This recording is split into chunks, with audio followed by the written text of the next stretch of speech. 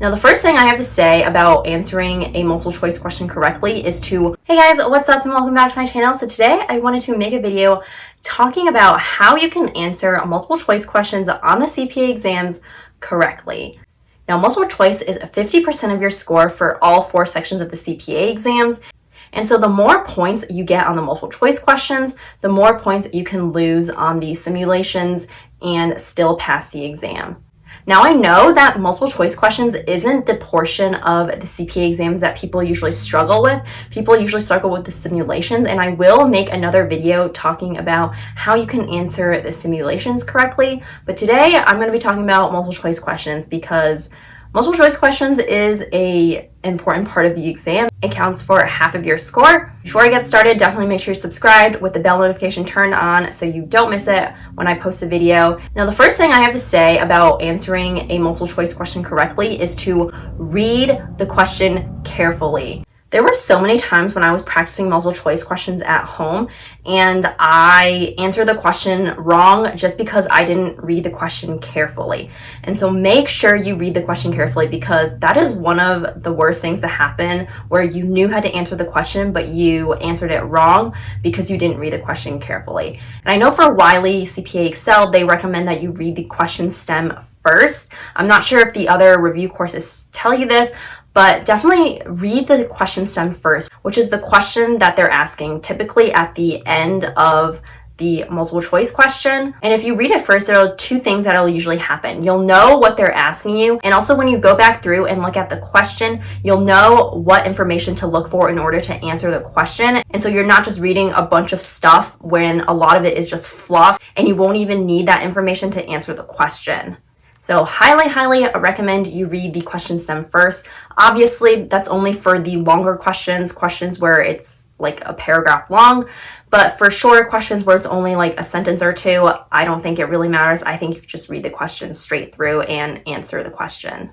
And also what worked for me is that if the question is a calculation question, I wouldn't even look at the answer choices. I would just solve the question and then I would see if the answer I got was one of the choices.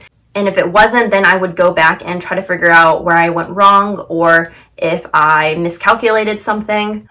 And this worked really well for me because you actually don't even need to look at the answer choices if it's a calculation. It's just going to be a bunch of numbers. If you look at the answer choices, which is fine if you want to, but I feel like you're just kind of wasting your time because you don't really need to do that. And if the multiple choice question is a conceptual question, then obviously you want to read through all of the answer choices before you select an answer, because even if you read an answer choice and you think that's the right answer, there might be a better choice. And so you want to read through all of the choices. And I think this applies especially for audit because with audit, it's very conceptual. They're pretty much playing with the words and you want to read through everything. And also, if you're having trouble picking the right answer, I think it really helps if you try to eliminate the wrong answer. This is what I learned from one of my professors in college. They actually told us that if you have 4 choices, which is what you have on the CPA exams, if you have 4 choices and you don't know which one's the right answer, look for the wrong answer first because there's more wrong answers than there is the right answer. So obviously 3 of the answer choices are going to be wrong and only 1 is going to be right. And if you look for the wrong answer first, it's going to be a lot easier for you to pick the right answer.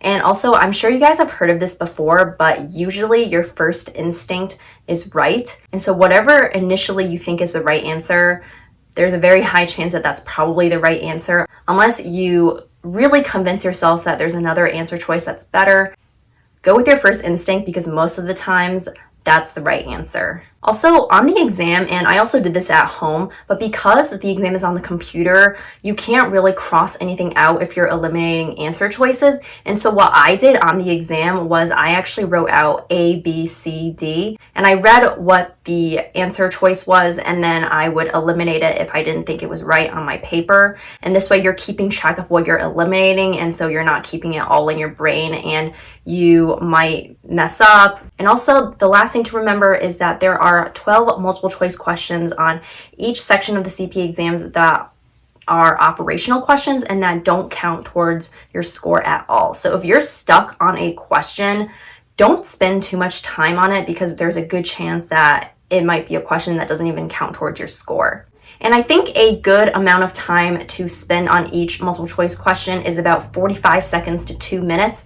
2 minutes is the absolute longest you should be spending on a multiple choice question. If you don't get an answer within 2 minutes, just pick an answer and then move on.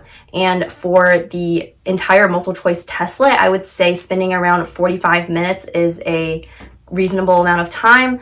If you happen to pass the 45 minutes and you're not done with the multiple choice section, try the best you can, get through it as fast as you can, because you don't want to be spending so much time on the multiple choice. That was a big mistake I made on my first FAR exam, and I actually ended up failing it. It was because I spent too much time on the multiple choice questions. And I also heard other people say that you don't want to spend too much time on the multiple choice questions because you will need a lot more time on the simulations. You want to spend more time on the simulations than the multiple choice questions because simulations take up way more brain power. All right, I hope this video was helpful for you. Make sure you subscribe and turn on the bell notification if you want to see any more CPA videos. I will be making another video about how to answer simulations and how to answer the written communication. Best of luck on your CPA exams. Thank you so much for watching, and I'll talk to you next time. Goodbye.